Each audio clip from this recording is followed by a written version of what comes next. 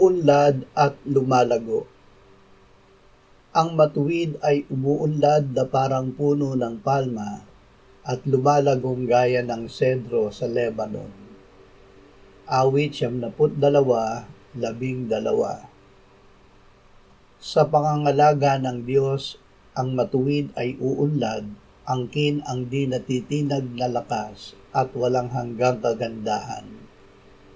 Ito ay nagbibigay ng luwalhati sa Diyos dahil ito ay patotoo sa kanyang biyaya sa lahat ng pagkakataon.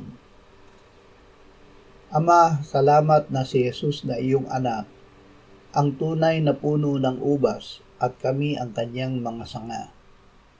Dumadaloy sa amin ang kanyang buhay at pinamumunga mo ng kanyang bunga. Ibinibigay namin sa iyong kamay ang pag-aalis ng anumang bahagi namin na hindi namumunga upang ito ay gawin mong mapamunga ayon sa layunin mo. Amen.